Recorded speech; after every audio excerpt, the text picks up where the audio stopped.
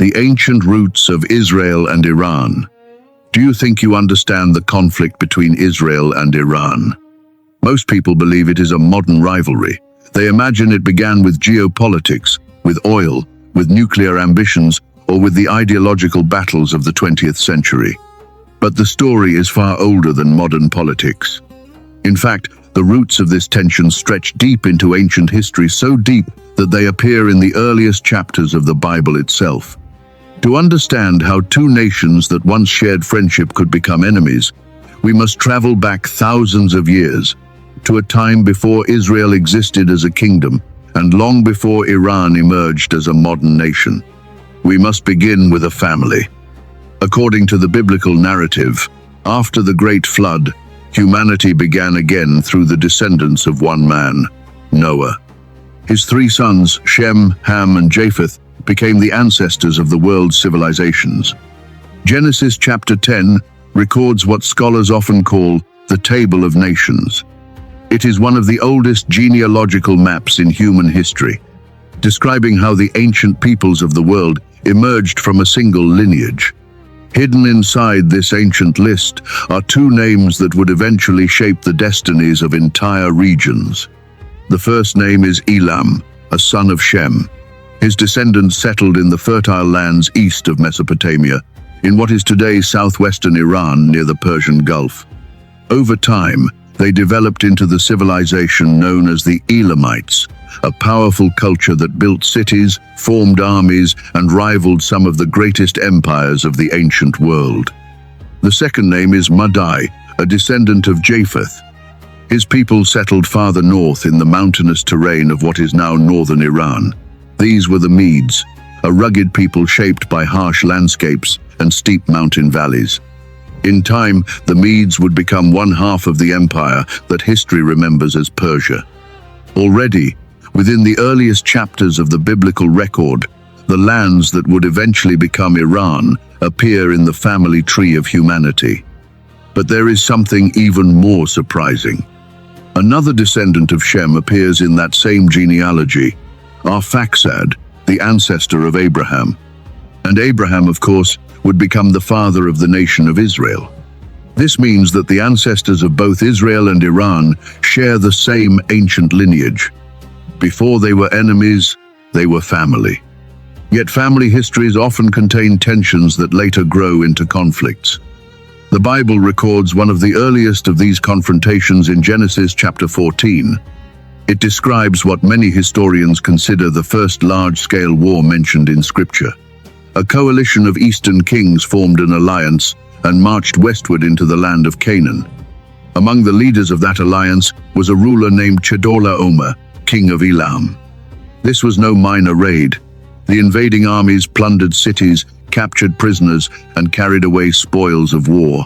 Among the captives was Lot, the nephew of Abraham. When Abraham heard the news, he did something remarkable. He gathered a small group of trained men, only a few hundred in number, and pursued the invading kings. Under the cover of night, he launched a surprise attack and defeated the coalition. Lot was rescued, the captives were freed. The conflict ended. But the episode left a quiet echo in history. Two branches of the same ancient family had already met on the battlefield. And this was only the beginning. The deeper fracture in the story would not come from foreign invasion, but from within Abraham's own household. God had made Abraham an extraordinary promise. He told him that his descendants would become a great nation so numerous that they would be like the stars in the sky. Yet there was one problem. Abraham and his wife Sarah had no children. Years passed, then decades. Still no child. The promise remained, but the fulfillment seemed impossible. Eventually, Sarah proposed a solution that was culturally acceptable in the ancient Near East. She offered her servant Hagar as a surrogate, allowing Abraham to have a child through her. Abraham agreed. Hagar conceived and gave birth to a son named Ishmael. But the situation quickly became complicated. Tensions rose within the household. Rivalry grew between Hagar and Sarah. Then, something unexpected happened.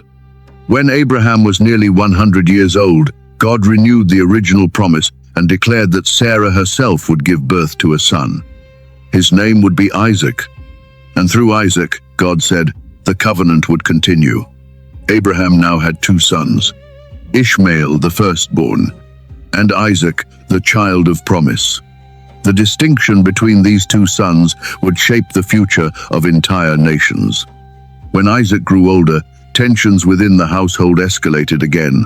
Eventually, Sarah insisted that Hagar and Ishmael be sent away. Abraham was devastated, but he complied. Hagar and Ishmael wandered into the desert, nearly dying of thirst before God intervened and saved them. Ishmael survived. He grew into a strong desert leader. His descendants multiplied and eventually became many of the tribes associated with the Arab peoples of the region. Meanwhile, Isaac remained with Abraham and inherited the covenantal promise. From Isaac came Jacob, whose name was later changed to Israel. Jacob's 12 sons would become the 12 tribes of Israel. Thus, two great lineages emerged from the same father, one through Isaac, one through Ishmael. Their destinies would intertwine for thousands of years. Yet the relationship between these families was not only defined by rivalry. History would soon reveal moments of extraordinary cooperation. Centuries later, the descendants of Abraham's family found themselves enslaved in Egypt. After their liberation, the people of Israel eventually formed a kingdom in the land of Canaan. But that kingdom did not last forever. In the 6th century BCE, the Babylonian Empire conquered Jerusalem. The temple was destroyed, and thousands of Jews were taken into exile in Babylon. For 70 years they lived as captives in a foreign land. It appeared that Israel's national story might end there. But history took an unexpected turn. A new power rose in the east, the Persian Empire, and at the center of that empire stood a remarkable ruler named Cyrus the Great. Cyrus conquered Babylon, but instead of enslaving the conquered peoples as many ancient kings had done, he issued a decree that astonished the world. The Jewish exiles were free to return home. Not only that, but the Persian government would help fund the rebuilding of Jerusalem and its temple. Persia did not destroy Israel. Persia restored it. The Bible even records something extraordinary about Cyrus. In the book of Isaiah, written long before Cyrus was born, God calls him my shepherd and my anointed. The Hebrew word used there is Mashiach, the same word translated as Messiah. It is one of the most sacred titles in Scripture, and it was applied to a Persian king. At that moment in history, Persia was not Israel's enemy. It was its greatest ally. But history rarely moves in straight lines. The same empire that once protected the Jewish people would later become the stage for a new crisis, one that nearly ended the nation entirely. And the story of that crisis begins with a young Jewish woman who rose to power in the Persian court. Her name was Esther. The Persian Empire that saved Israel. When people think about Persia today, they rarely connect it with the survival of Israel. But one of the most dramatic rescue stories in the entire Bible took place inside the heart of the Persian Empire. It happened generations after the Jewish people returned from Babylonian exile. Persia had become the dominant power of the ancient world, stretching from the mountains of Central Asia to the shores of the Mediterranean. It was a vast empire, filled with diverse cultures, languages, and religions. At its center stood the magnificent royal city of Susa. The palace there was one of the greatest wonders of its time, columns rising high above polished stone floors, courtyards large enough to host thousands of guests, and halls where the fate of nations could be decided with a single command from the king. The ruler of this empire was King Xerxes, known in the Hebrew scriptures as Ahasuerus. His reign began with an extraordinary display of imperial power. For months, nobles and officials from across the empire gathered in Susa to witness the wealth and strength of Persia. The celebrations culminated in a grand banquet where the king displayed the glory of his kingdom to the world. It was during one of these celebrations that an event occurred that would change the course of history. The king summoned his queen Vashti to appear before the assembled guests so they could admire her beauty. But Vashti refused. In the rigid hierarchy of the Persian court, such defiance was unthinkable. The king's authority was meant to be absolute, and the humiliation before his nobles forced him to act. Vashti was removed from her position as queen. Suddenly, the throne beside the king stood empty. Advisors proposed a solution that reflected the scale of the empire itself. A search would be conducted throughout all the provinces to find the most beautiful young women in the kingdom. Each candidate would be brought to the palace and prepared for presentation before the king. Among those chosen was a young Jewish woman named Hadassah. She had grown up as an orphan and was raised by her cousin Mordecai, a Jewish man who lived in Susa. Inside the royal court, she received a new name, Esther. What no one in the palace knew was that Esther belonged to the very people whose fate would soon hang in the balance. When Esther was finally presented before the king, something extraordinary happened. Out of all the candidates gathered from across the empire, Xerxes chose her. The orphan Jewish girl became queen of Persia. At the same time, another figure was rising within the royal administration. His name was Haman. He quickly climbed the ranks of the Persian government until he held one of the highest positions in the empire. With his authority came an expectation that everyone who encountered him would bow in respect. Most people obeyed without hesitation, but one man refused: Mordecai. Each time Haman passed through the palace gate, Mordecai remained standing. At first, this seemed like a small act of defiance, but for Haman it became something far deeper. His pride was wounded. His anger grew. Soon his resentment transformed into a hatred that extended far beyond one man. Haman discovered that Mordecai was Jewish, and in that moment his rage expanded into something far darker. Punishing Mordecai alone was not enough. Haman devised a plan to destroy every Jewish person in the Persian Empire. The scheme was both simple and terrifying. He approached the king and claimed that a certain group of people scattered throughout the empire lived according to laws different from everyone else. They did not follow the customs of the kingdom, and therefore represented a threat to imperial stability. Haman offered to finance the extermination himself. Xerxes, unaware of Esther's heritage, approved the decree. Using the royal seal, Haman issued an order that would send shockwaves across the empire. On a designated day, every Jewish man, woman, and child was to be destroyed. The machinery of genocide had been set in motion. Across Persia, the Jewish communities reacted with grief and terror. Mordecai tore his clothes, covered himself in sackcloth and ashes, and cried out in the streets of Susa. When Esther learned what had happened, she faced a terrifying dilemma. Only the king could overturn the decree. But approaching the throne without being summoned carried a deadly penalty. Anyone who entered the king's presence uninvited could be executed instantly unless the king extended his golden scepter in mercy. And Esther had not been summoned for weeks. If she approached the throne, she might die. If she did nothing, her entire people would perish. Mordecai sent her a message that has echoed through history. "Who knows," he wrote, "whether you have come to the kingdom for such a time as this?" Esther understood what was being asked of her. She called for a fast among the Jewish people of Susa. For 3 days they prayed and waited. Then Esther put on her royal robes and walked toward the throne room. Inside the palace hall, the king sat surrounded by his court. When Esther appeared in the doorway, the room fell silent. Every eye watched the king. In that moment, her life hung on a single decision. The king lifted his scepter. Esther was spared, but she did not immediately reveal Haman's plot. Instead, she invited the king and Haman to a banquet. Then another. The tension grew. Haman, confident in his power, believed his influence over the king was secure. At the second banquet, Esther finally spoke. She revealed her identity. She told the king that a decree had been issued for the destruction of her people. And then she named the man responsible: Haman. The king's reaction was immediate and furious. The man who had manipulated the empire into a plan of genocide was condemned by the very authority he had tried to control. In a twist of poetic justice, Haman was executed on the very gallows he had prepared for Mordecai. The day that had been chosen for the annihilation of the Jews became a day of deliverance instead. That victory is still celebrated in the Jewish festival of Purim. And the setting for that salvation was not Jerusalem. It was Persia. The Persian Empire had once again become the place where Israel's survival was secured.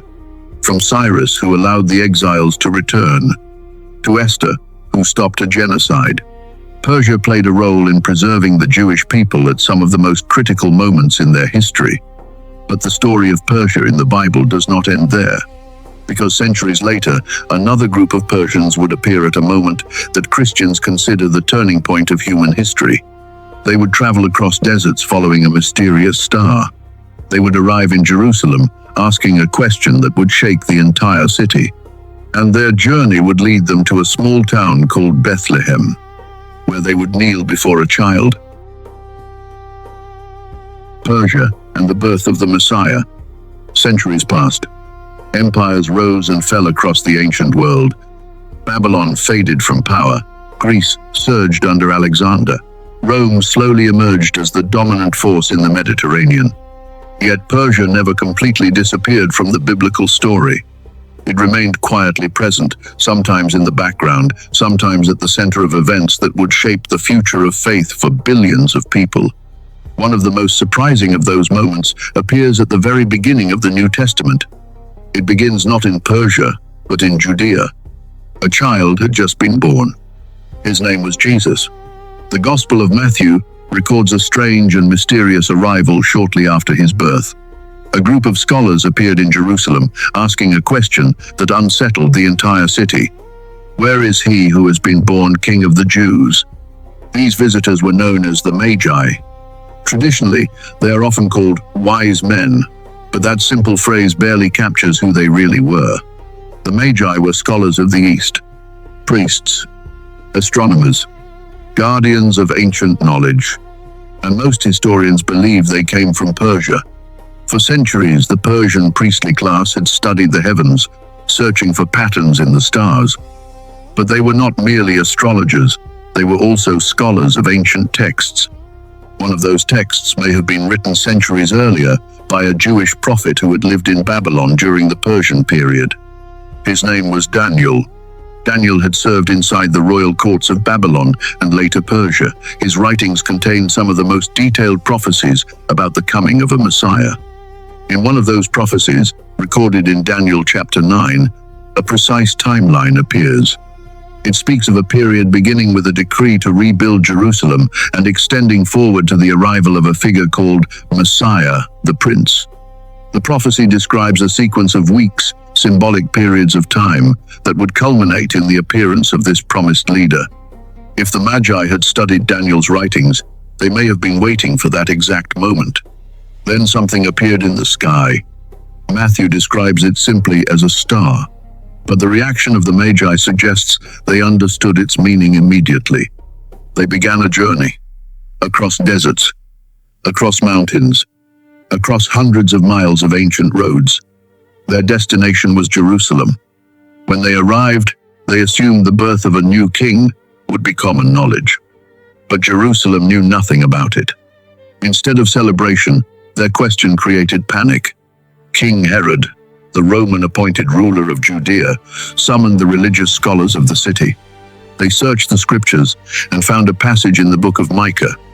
It declared that the Messiah would be born in Bethlehem. Bethlehem was only a few miles away. Yet the scholars of Jerusalem did not go to see the child. The Magi did. They followed the star south, and when they arrived, they found the child with his mother. Matthew records their response with striking simplicity. They knelt. These Persian scholarsmen, trained in the traditions of ancient empires, bowed before a Jewish child. Then they presented 3 gifts: gold, frankincense, myrrh. Each gift carried symbolic meaning. Gold was the tribute offered to kings. Frankincense was used in temple worship, representing divinity. Myrrh was a burial spice, foreshadowing suffering and death. In one brief moment, the Magi acknowledged something extraordinary. This child was king.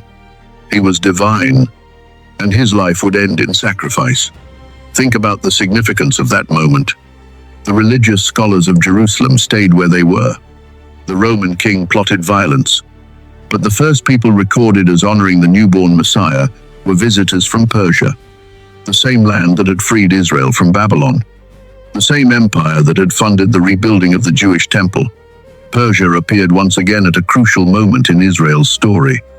But the Bible also hints that something deeper was happening beneath the surface of these historical events. Something invisible, something spiritual.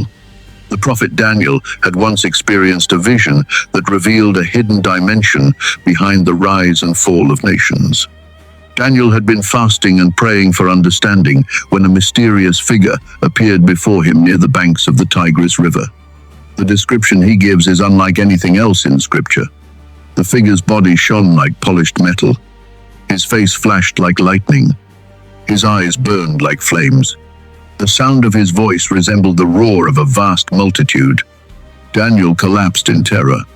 When the figure spoke, he revealed something astonishing. Daniel's prayer had been heard immediately, but the messenger sent in response had been delayed for 3 weeks. Not by a human army, not by political barriers, but by a spiritual being described as the Prince of the Kingdom of Persia. This was not a human ruler. It was a supernatural power, what later biblical writings would call a spiritual principality. According to the messenger, this entity had resisted him for 21 days. Only when the archangel Michael arrived was the messenger able to continue his mission. The passage suggests something extraordinary. Behind the visible political powers of the world exist unseen spiritual forces influencing nations and events.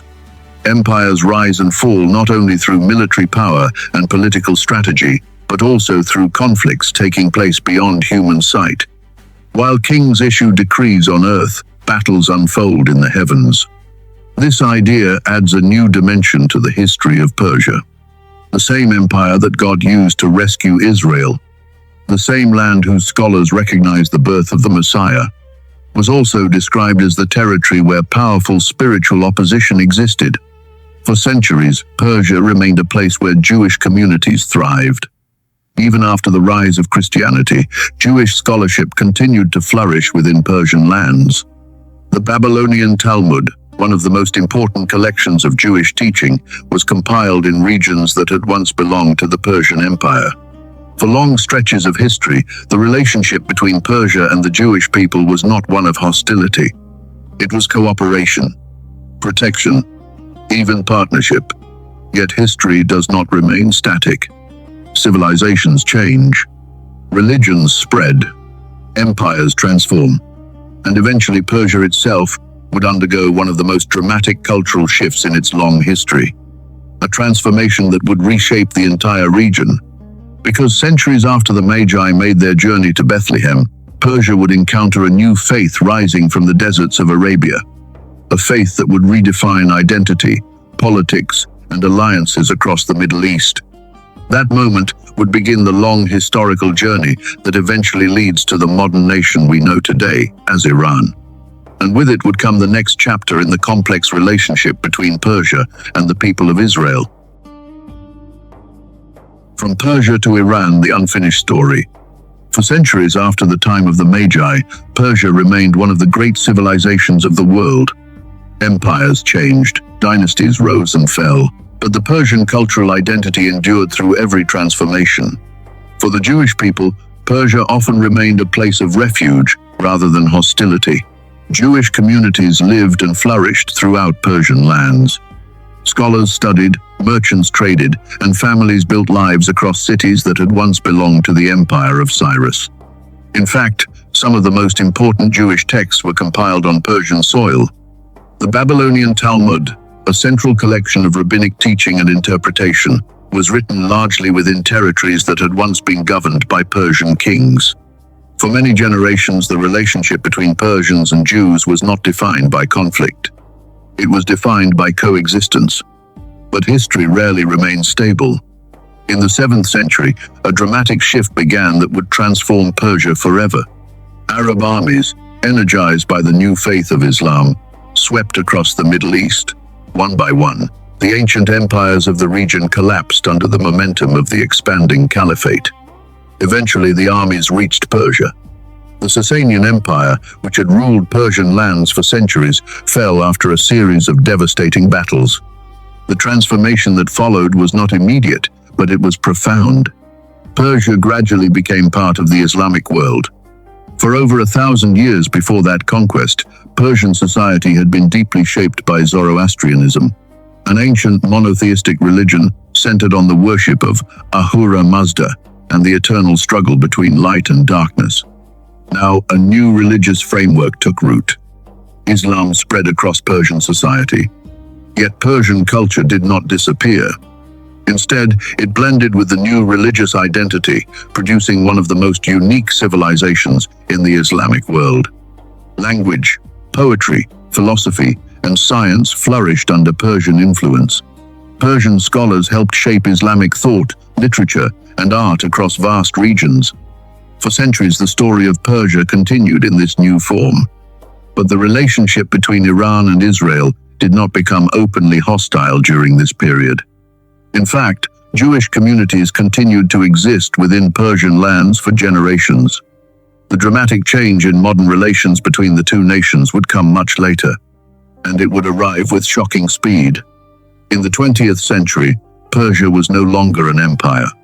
It had become a modern nation-state known as Iran. During much of that century, Iran pursued a path of modernization and close cooperation with Western countries. Under the rule of the Pahlavi dynasty, the country experienced rapid economic development and cultural change. Cities expanded, universities grew, industry developed, and something surprising happened in the geopolitical landscape of the Middle East. Iran and Israel became allies. The relationship was not hidden. Iran supplied oil to Israel. Israeli engineers and experts worked on development projects in Iran. Intelligence agencies cooperated closely. Direct flights connected Tehran and Tel Aviv. Photographs from Tehran in the 1970s show a city that looked strikingly similar to many European capitals, modern, vibrant, and cosmopolitan. Few people at that time could have imagined how quickly that relationship would collapse. Everything changed in 1979. A massive revolution swept through Iran. The monarchy fell, and a new government emerged under the leadership of Ayatollah Ruhollah Khomeini. The Islamic Republic was born. Within months, the country's foreign policy shifted dramatically. Israel's embassy in Tehran was seized and handed over to representatives of the Palestinian movement. Diplomatic ties were severed. Public demonstrations filled the streets with chants condemning Israel. A nation that had once cooperated with Israel now declared opposition to it as a central part of its ideology. For observers around the world, the transformation seemed sudden and bewildering. How could a relationship shift so completely in such a short period of time? Political analysts offered many explanations. Some pointed to ideology, others to regional power struggles, still others to the broader conflicts of the Cold War era. But when historians look deeper, they see something else as well. They see the continuation of a long and complicated historical relationship stretching back thousands of years. A relationship that includes moments of conflict, moments of alliance, and moments of unexpected connection. Yet the biblical narrative suggests that the story may not be finished. Ancient prophets spoke about events that many believers interpret as still belonging to the future. One of the most discussed passages appears in the book of Ezekiel, chapters 38 and 39. In this prophecy, a coalition of nations rises against Israel in what is described as a massive confrontation in the latter days. Among the nations listed in that coalition is Persia. For centuries, readers of this prophecy wondered what that name might represent in the modern world. Today, the connection is widely recognized. The land once known as Persia is now Iran. The prophecy describes alliances forming between Persia and other regions that correspond to areas such as parts of Russia, Turkey, and North Africa. Some scholars interpret these passages symbolically. Others see them as literal predictions of geopolitical events. Regardless of interpretation, the text reflects the enduring role that Persia, Iran plays in the biblical imagination. But another prophetic passage adds a surprising dimension to the story. In the book of Jeremiah, a prophecy appears concerning Elam, the ancient region that corresponds to southwestern Iran. At first, the message sounds like judgment. The prophet declares that the strength of Elam will be broken. Yet the prophecy does not end there. Unlike many other nations mentioned in the same chapter, Elam receives something unexpected, a promise of restoration. The passage concludes with a remarkable statement: "In the latter days I will restore the fortunes of Elam."